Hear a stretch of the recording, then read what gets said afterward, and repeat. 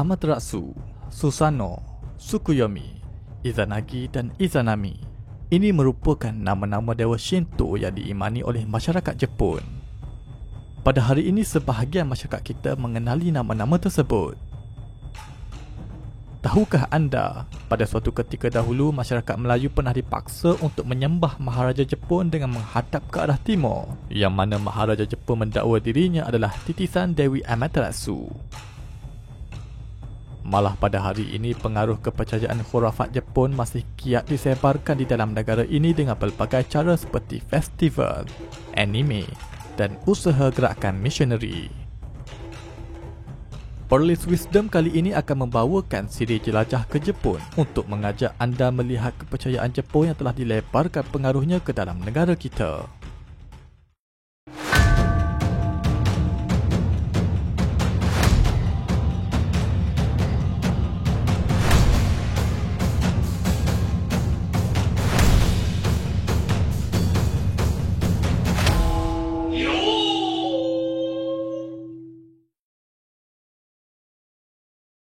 Di Jepun, sebelum tersebarnya agama Buddha, masyarakat mereka menyembah semangat alam atau roh-roh yang mendiami di dalam alam atau kepercayaan bersifat animisme. Mereka menamakan roh sebagai kami dan menisbahkan diri mereka sebagai kami no Michi, yakni penyembah dewa kami. Namun istilah ini mula ditukar pada kemudian hari dengan istilah agama Shinto. Seperti mana kita tahu bahawa masyarakat Shinto mereka memiliki 8 juta Tuhan, yakni kami, dan mana mereka juga akan menyembah pelbagai Tuhan-Tuhan di alam ini. Yang mana istilah kami itu, jika kita boleh fahami dengan dalam bahasa Melayu adalah semangat, yakni roh yang berada di keliling alam ini, yang mana perkara yang hidup dan mati, yang itulah mereka akan anggap sebagai sembahan kerana dalamnya memiliki roh, yakni diterjemahkan sebagai kami. Sebab itu perkataan Shin itu adalah dari perkataan bahasa Jepun, yakni roh, dan To itu adalah jalan. Jalan ataupun tarekat roh bagi fahaman mereka. Jadi, perkataan Shinto secara literal bermaksud jalan roh, sama ada roh-roh orang yang telah meninggal dunia atau dewa yang berada di langit dan bumi. Tidak ada rekod yang jelas bilakah bermulanya agama Shinto dan tidak diketahui siapakah pengasasnya. Akan tetapi perkataan Shinto ini wujud sekitar abad ke-6 Masihi. Nama Shinto disandarkan kepada nama agama asal yang dianut oleh masyarakat Jepun bagi membezakan dengan agama Buddha yang waktu itu sedang berkembang di Jepun. Setelah kemasukan agama Buddha di Jepun, fahaman Shinto agak terkesan dengan pengaruh Buddha. Wujud persaingan di antara Sami Buddha dengan pendeta Jepun yakni Shinto, sehingga amalan Shinto dilihat semakin memudar di kalangan masyarakat Jepun disebabkan oleh pengaruh Buddha yang begitu kuat. Bagi mempertahankan ajaran Shinto, para pendeta Jepun menerima dan memasukkan unsur-unsur agama Buddha ke dalam sistem keagamaan mereka. Antaranya, Shinto sudah memiliki beraneka ragam upacara agama. Bahkan bentuk-bentuk bangunan tempat suci sudah banyak dipengaruhi oleh agama Buddha. Proses sinkretisme itu berlaku sehingga ke abad 17 Masihi. Di samping terpengaruh dengan agama Buddha, Shinto juga menerima falsafah Tao dan juga Confucianism, yang mana ia dibawa bersama dalam agama Buddha dari China. Itulah sebab terdapatnya unsur-unsur Tao dan juga Confucianism di dalam agama Shinto. Selama berabad, agama Shinto dan Buddha tumbuh secara sinkretis dan ritual keagamaannya juga turut dilakukan kedua-dua sekali oleh masyarakat Jepun, yakni menganut dua agama sekaligus. Pada waktu itu, bagi mereka tiada pertentangan antara Shinto dan Buddha kerana dewa-dewa yang dipuja dalam Shinto, terutama Dewi Matahari yakni Amaterasu Omikami, dikatakan sebagai jelmaan daripada Buddha. Perbuatan itu dikenali sebagai Ryobu Shinto. Ryobu Shinto tidak bermaksud menggabungkan agama Shinto dengan Buddha, tetapi ia lebih kepada konsep sinergi, masing-masing melakukan peranan masing-masing. Sebagai contoh, dalam ritual pemujaan kepada kami, ia dianggap tanggungjawab pendeta Shinto untuk laksanakannya. Sementara itu, dalam ritual kematian pula diambil oleh Sami Buddha untuk dilaksanakan. Boleh dikatakan mereka membahagikan peranan masing-masing dalam agama. Tetapi secara hierarki, kedudukan agama Buddha lebih tinggi daripada Shinto. Semasa pemerintahan Ashikaga, agama Shinto seakan dipinggirkan. Begitu juga dengan zaman Tokugawa. Pada kedua-dua zaman tersebut, agama Buddha lebih mendapat tempat dalam pemerintahan di Jepun. Oleh kerana itu, pada abad ke-17 Masihi, timbul gerakan baru di bawah Shintoism bagi menghidupkan kembali agama Shinto yang murni dengan bertujuan untuk membezakan Bak Sudo, yakni jalan Buddha dalam Shinto, dengan aliran penyembah kami untuk mempertahankan keaslian ajaran Shinto. Ini salah satu reaksi mereka kerana diabaikan oleh pemerintahan negara mereka sendiri. Situasi keagamaan di Jepun mula berubah apabila memasuki zaman Meiji. Shinto kembali mendapat perhatian oleh pemerintahan Jepun. Pada zaman Meiji ini telah didirikan Universiti Kokugakuin sebagai tempat pendidikan agama Shinto secara khusus. Pada tahun 1868, agama Shinto juga diiktiraf sebagai agama negara dan pada saat itu agama Shinto telah mempunyai 13 cabang aliran dan memiliki sekitar 21 juta penganut di Jepun. Pada saat itu, agama Shinto mula menjadi agama negara dan terserap dengan unsur-unsur politik Jepun ke dalamnya. Pada waktu inilah agama Shinto mula menerapkan ketaatan kepada Maharaja kerana Maharaja adalah titisan dari Dewa Shinto. Sistem kepercayaan Shinto berdiri di atas tulisan Kojiki dan juga Nihongi yang mana ia mendakwa pada asal dunia ini tidak wujud, alam masih dalam keadaan huru-hara. Lalu dari situ muncul 7 tingkatan kewujudan para dewa di alam ini. Manakala tingkatan dewa ke-7 adalah untuk membentuk muka bumi. Mereka adalah dewa yang memiliki jantina iaitu Izanagi dan Izanami. Dikatakan Izanagi menghayunkan tombaknya ke arah laut bumi dan ketika tombak itu diangkat, air tersebut menitik dari hujung tombak lalu muncul sebuah pulau disebut sebagai Onogoroshima. Lalu mereka turun ke pulau tersebut. Di pulau itulah mereka berdua berkahwin. Setelah itu, Izanami telah melahirkan seorang anak bernama Ebisu. Namun mereka tidak diakui sebagai perwujudan dewa kerana anaknya itu cacat. Lalu mereka meletakkan anak mereka di dalam perahu dan menghanyutkannya ke lautan. Setelah itu, mereka mendapat 8 orang anak dan anak mereka membentuk pulau-pulau besar di Jepun. Setelah sekian lama, Izanami melahirkan beberapa pulau lagi dan beberapa kami, yakni dewa.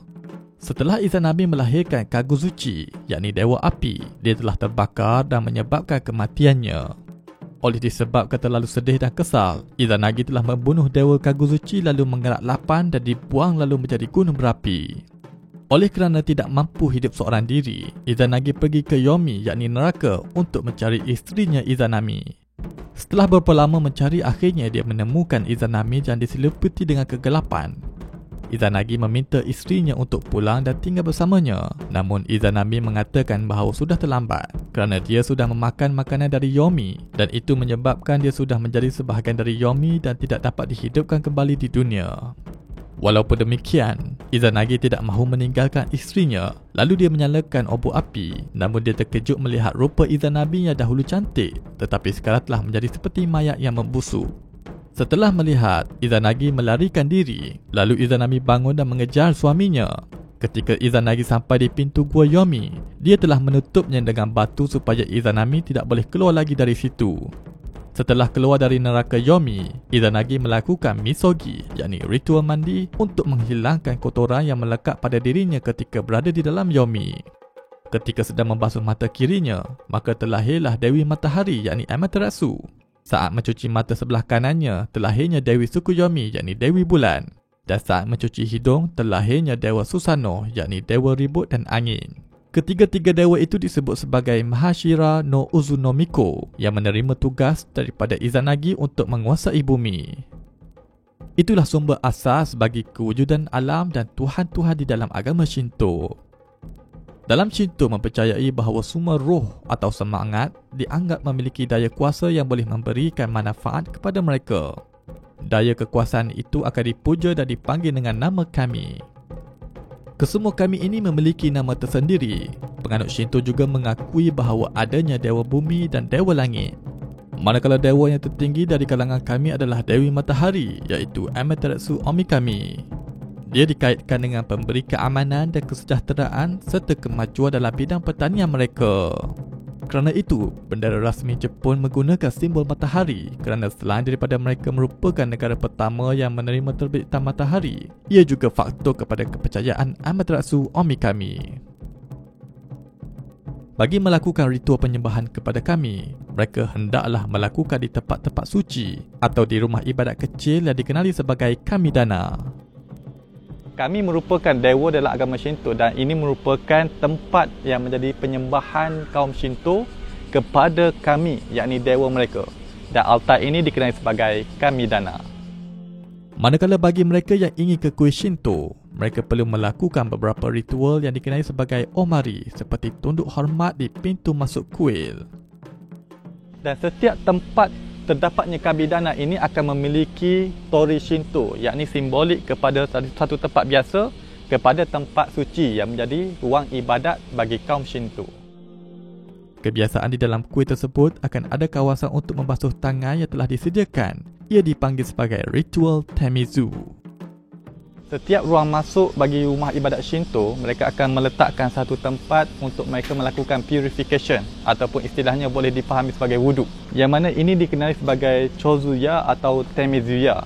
Dan perkara penting yang perlu difahami bagi masyarakat Muslim terutamanya, perkara ini adalah dikenali sebagai satu amalan ibadat bagi agama Shinto, yakni mereka melakukan ritual untuk mereka membersihkan diri seperti mana umat Islam melakukan ibadat wuduk dan mereka masuk ke rumah ibadat. Jadi kita memahami ia adalah merupakan satu ritual agama, satu bentuk peribadatan, maka kita cubalah mengelak daripada melakukan perkara ini, iaitu mereka akan membasuh di atas dua tangan dan mereka akan berkumur sedikit dan membuang air daripada mulut. Jadi salah satunya bagi umat Islam perlu mengelak daripada amalan tasyabuh, yakni menyerupai satu agama lain, sebagaimana sebagai orang menganggap ia merupakan satu amalan budaya, sedangkan ia sebenarnya adalah praktis agama. Dalam Shinto juga ada anjuran untuk melakukan tarian dan muzik yang dipanggil sebagai upacara Kagura. Tarian dan muzik Kagura ini dilakukan untuk mempersembahkan kepada kami mereka. Dalam ibadah Shinto, mereka tidak ada ritual sembahyang khusus seperti sujud. Mereka hanya berdoa sahaja. Kebanyakan penganut Shinto dia akan melakukan ibadat berdoa kepada kami, yakni dewa mereka, yang mana mereka akan berada tepat di hadapan kepada Kamidana, yakni beradanya Tuhan mereka yang mereka percayai. Lalu mereka akan membungkukkan dalam bentuk separuh rukuk, yakni dikenali sebagai rei, yakni satu penghormatan, yang mana mereka akan melakukan sebanyak 2 kali dan mereka akan menepuk tangan sebanyak 2 kali dan mereka akan berdoa kepada dewa yang mereka sembah di kuil ini. Selain itu, mereka juga memiliki kepercayaan menggantung ema, yakni tangkal atau azimat memohon hajat di sekitar rumah ibadat Shinto. Tangkal doa ini dikenali sebagai ema, yang mana masyarakat Shinto akan menulis harapan dan doa mereka lalu digantung di bawah pokok dianggap sebagai pokok suci yang berhadapan di kuil Shinto ini. Dan mereka akan menulis apakah harapan mereka, doa mereka, dan mereka akan gantungkan di sini. Dan ini merupakan satu perkara yang tidak Islamik bagi seorang Muslim untuk melakukan perkara ini dengan menulis harapan dan doa, kerana sebagai seorang Muslim, dia harus berdoa dengan minta kepada Tuhan secara terus. Kitab suci utama bagi Shinto adalah kitab Kojiki dan Nihongi. Ia menghuraikan tentang kehidupan di alam kayangan para dewa-dewi dan sampai kepada Amaterasu Omikami dan Tsukuyomi. Lalu keduanya diangkat untuk menguasai langit, manakala Jimmu Tenno diangkat untuk menguasai tanah yang subur, yakni bumi Jepun. Lalu disusuli dengan silsilah keturunan Maharaja Jepun berserta riwayat hidup satu persatu. Nama-nama tadi seperti nama Amaterasu, Susanoo dan juga Tsukuyomi merupakan nama-nama dewi dan dewa di dalam agama Shinto. Dan nama ini kebanyakan masyarakat kita tidak mengenali sebagai adalah istilah nama kepada dewa, tetapi dikenali sebagai istilah yang disebut di dalam cerita anime. Jadi ini antara pengaruh yang perlu kita teliti kembali, di mana elemen-elemen agama yang perlu kita ambil tahu sama ada ia merupakan satu fahaman ataupun satu kepercayaan di dalam agama masyarakat Jepun, ataupun ia merupakan istilah-istilah yang tidak ada kaitan dengan kepercayaan. Begitu juga dalam cerita Death Note, yang mana terdapatnya dewa maut ataupun Shinigami yang juga merupakan elemen penting di dalam agama Shinto, yang mana dewa ini berperanan untuk menarik nyawa orang yang hidup. Jadi ini juga antara pengaruh yang jelas bagaimana pengaruh akidah Shinto itu boleh dikembangkan kepada masyarakat di dunia ini melalui anime dan juga movie yang disebarkan oleh masyarakat Jepun ke dunia luar.